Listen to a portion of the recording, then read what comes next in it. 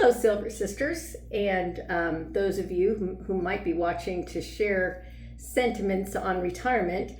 I have been just retired since May 22nd, and the summer was kind of like summer for me because of being a teacher, and so it didn't feel like retirement. But now that everybody's back to school, it is feeling more like retirement, and I'm kind of feeling like I have imposter syndrome or something, because I feel like somebody's going to call me up anytime now and say, hey, where are you? And when are you coming back to work?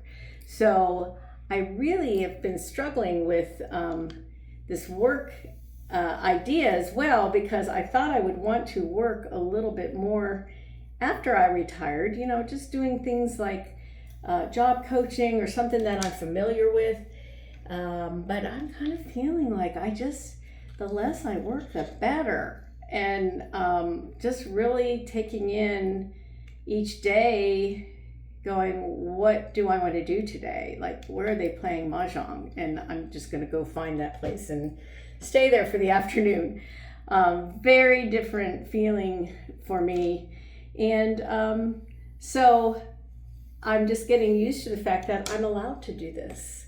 And like, say, for example, the other day I was in the shower and I decided to wash my hair like really thoroughly. And I'm actually might have used like 3 different like cycles of my hair products and the shampoo to wash it that day. And I just felt like I could finally take the time and not feel like I am in some sort of hurry to get my shower done. So little things like that are very, very, like priceless. And I was recently watching this Jane Fonda film. She was on Instagram, and the one thing that she said in her Instagram that really, really struck a chord with me is she said she divides her life into 30, 30, 30. So what you do in your first 30 years, and definitely for me, it was building my career in teaching. In 30 years, I had gone pretty far, in terms of, I never did go into administration, but I got to department head and I liked that so much, I stayed there.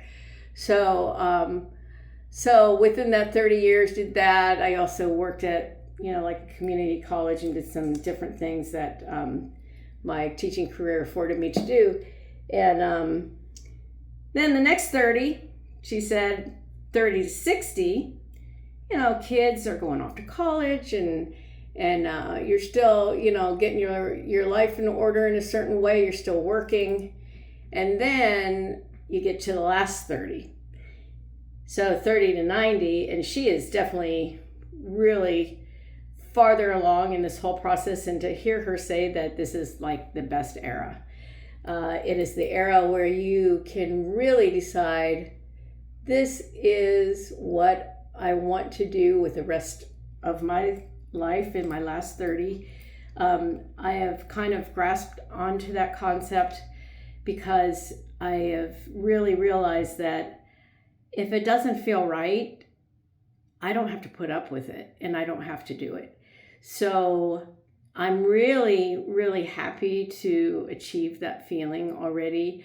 And now I'm trying to create the balance of how to fill my day in terms of recreational versus, hey, I would like to make some Christmas money.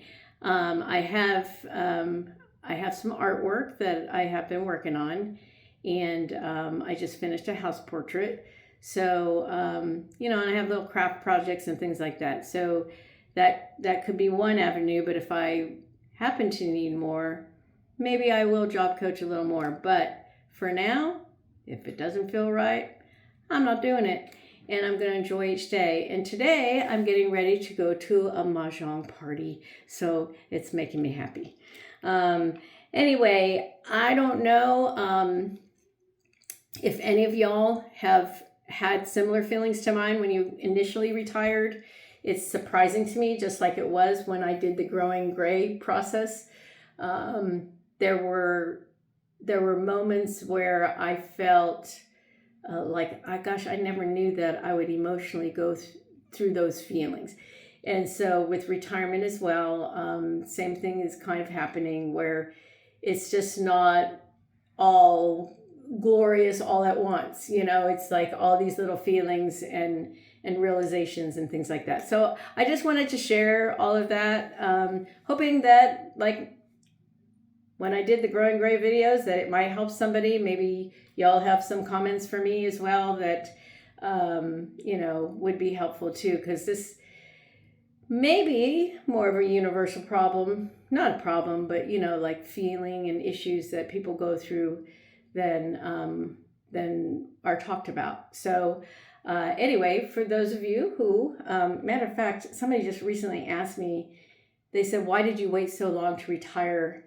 And I kind of felt like, what? Like, I am 69, and I was 68 in May, and then I turned 69 in July. So I basically retired when I was 69. And she said, why did you wait so long? So I guess that's another type of issue that's out there, whether you retire in your 50s or 60s or 70s, and what you go through. So anyway, just thought I would share, and hope you all have a wonderful day. All right. See you next time.